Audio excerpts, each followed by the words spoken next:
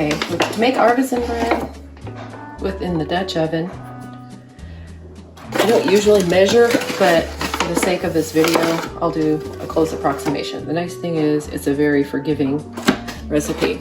It's pretty flexible. So I start off with about 3 cups of flour. And then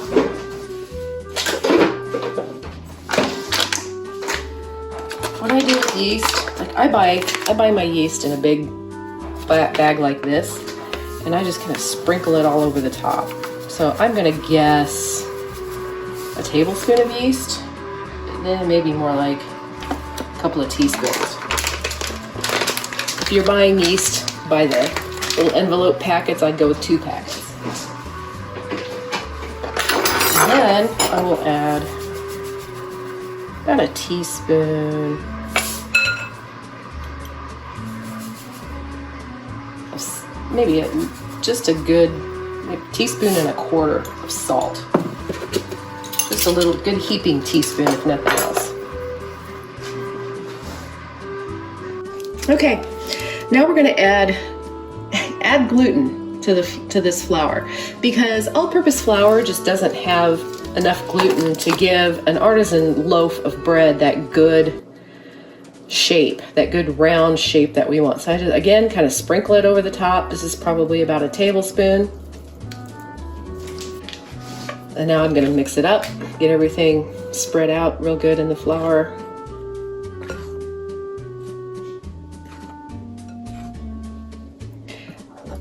And then we add, I've got about 2 cups of just lukewarm water right here.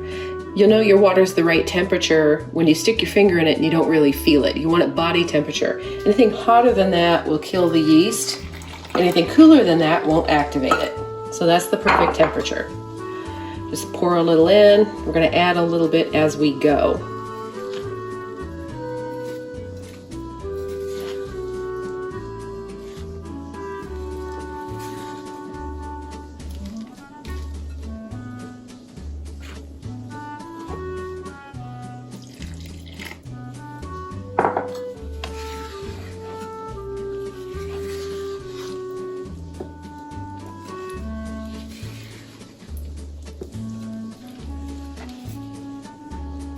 Okay, I've added almost all of the water. There's just a little bit left in the bottom. We're getting kind of starting to get a dough here, kind of a good sticky dough, which is what you want. Mix it in good.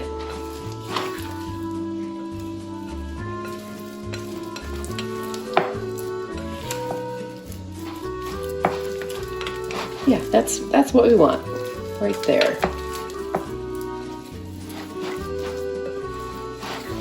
Okay, now you can see we have a good sticky dough right here. It's not going to hold together the best right now, but that's okay because we're going to add more flour as we need the dough.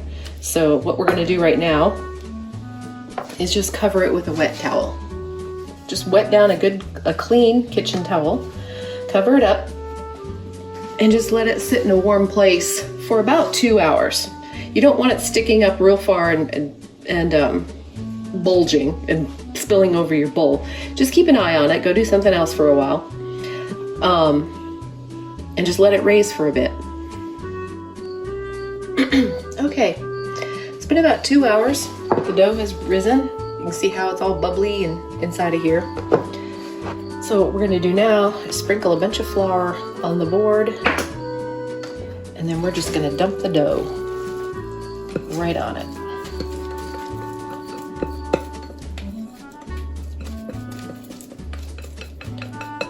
It smells nice and yeasty.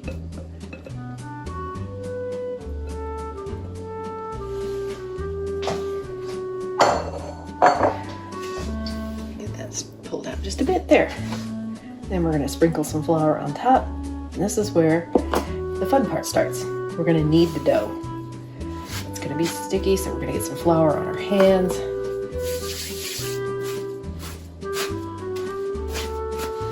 Kind of work some flour off the edges. And then you just, to knead dough, you kind of fold it over and press with the palm of your hand there. Heel of your hand, I think is actually what it's called. Just work it with the heel of your hand, back and forth, like so. You're gonna see that the dough is still kind of loose and sticky and flimsy right now. We're gonna knead it and work that gluten protein in the flour to make a good, solid, elastic dough that holds together and will hold its shape when it's baked.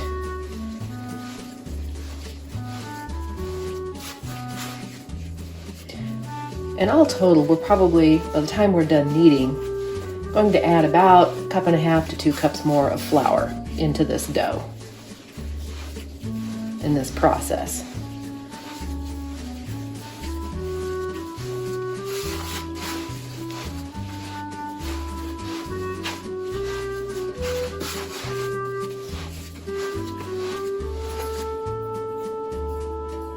So there's 1 cup that we're working in so far. Just keep kneading it. It's more of a feel. Right now the dough feels very soft. It's gonna have some more body to it, I guess. It's gonna push back a little bit more by the time we're done. But you're gonna do this for probably 10 minutes or so.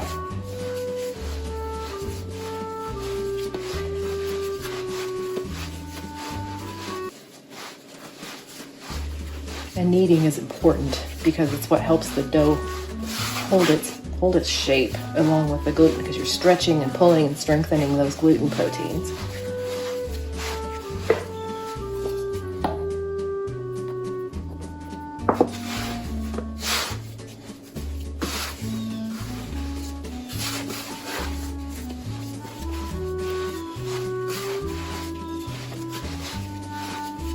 Kneading dough also kind of soothing, back and forth, working the dough.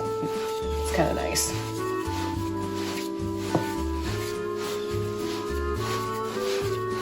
Now we're starting to get, the dough is feeling like it's starting to get some substance here. It's not quite as smushy when I push my heel into it. It kind of pushes back a little bit, and that's what we want.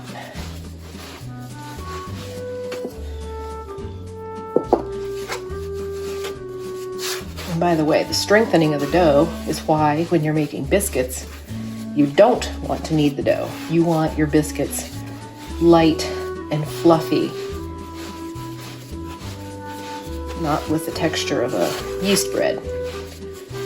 And if you knead your work your biscuit dough too much, you're gonna have tough biscuits. You don't want that.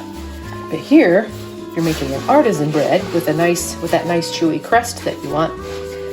Then yes, you do want to knead it, and knead it quite a bit.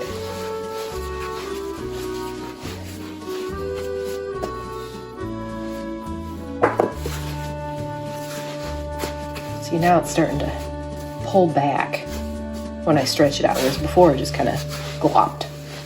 So that's what we want.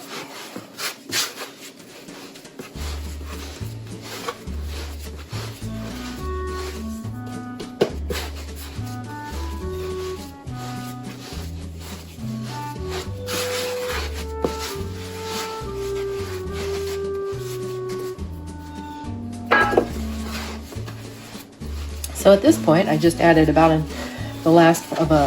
half a cup of flour. So far, we have had 3 cups of flour to start the dough, and about another 1.5 cups added during the kneading process. So right now, we're at a total of 4.5 cups of flour.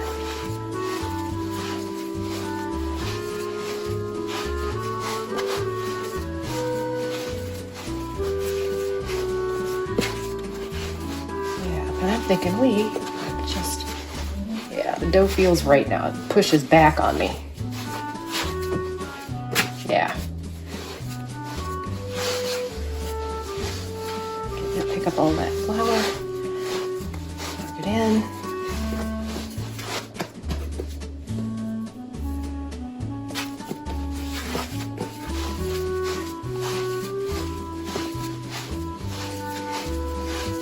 Okay, that ought to be enough. See how it's holding together really well now. So what we're going to do next is I'm going to wash out the bowl that the dough was in before I put it here. I'm going to wash it real quick.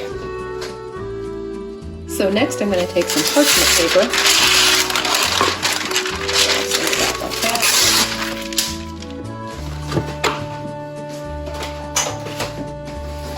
And I'm going to smear this parchment paper with just some plain coconut oil.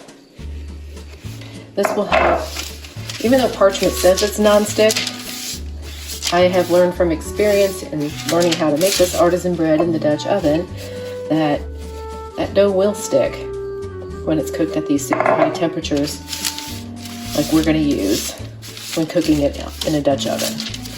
So to make sure it doesn't stick, smear it all over, with some coconut oil, just like you would a baking pan.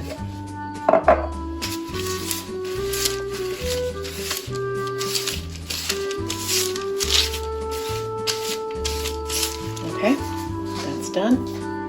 I'm going to put it in the bowl again to raise, and I'm going to cover it with a wet towel and let this raise for about another hour or so.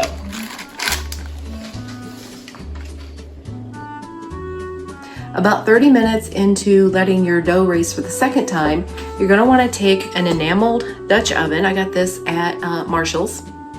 It's an enameled cast iron Dutch oven. It's got a little chip there. That's why it was only $25. But you're going to put this in the oven and turn the oven on to 500 and heat this at 500 degrees for about 30 minutes.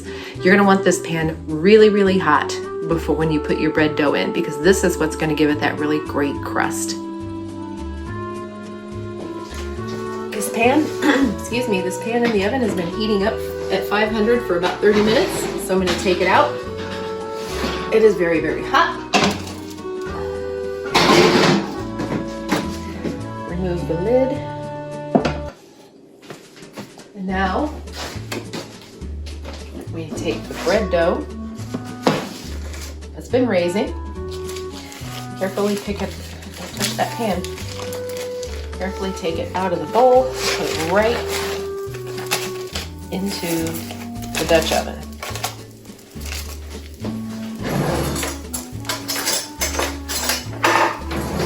If you want to cut a design in the top, this is the time to do it. It's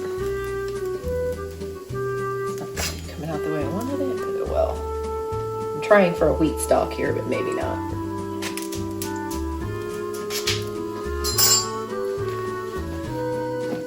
Put the lid on. Turn the oven temp down to 450. And put the bread back in the oven and bake it at 450 for 20 minutes with the lid on.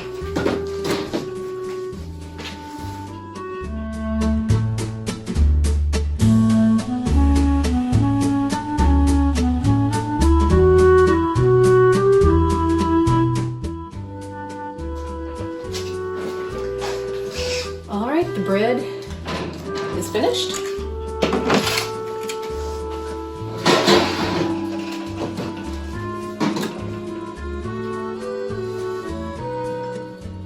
Beautiful. Carefully grab the corners of the parchment. Parchment that's been baked pretty good is going to be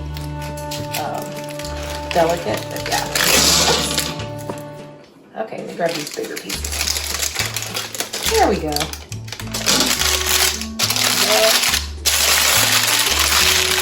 There's this beautiful loaf of artisan bread. I kind of got a wheat stalk in there, kind of. This, that out of the way. There you go. Isn't that beautiful? We're gonna let it cool on a rack, and then we're gonna slice it and have it with some real butter.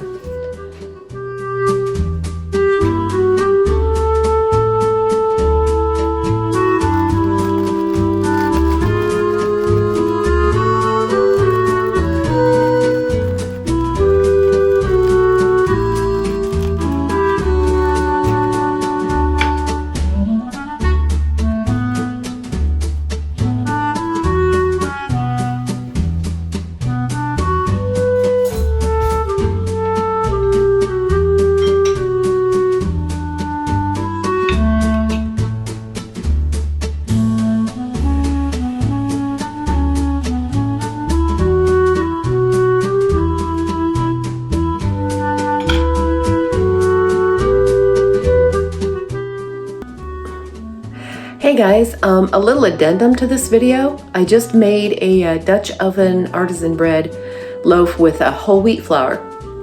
So I wanted to just briefly touch on some of the differences in using the whole wheat flour versus just white flour for making this bread.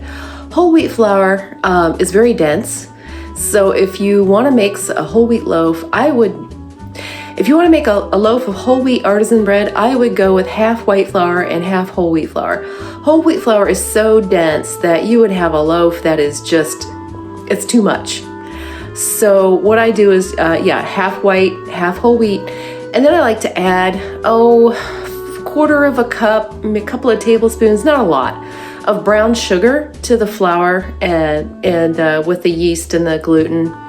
A little salt. What the brown sugar does is it kind of lightens up some of that bitter flavor that whole wheat can have. It can be kind of strong. The bitter, it isn't bad, but it can kind of lighten that up a little bit.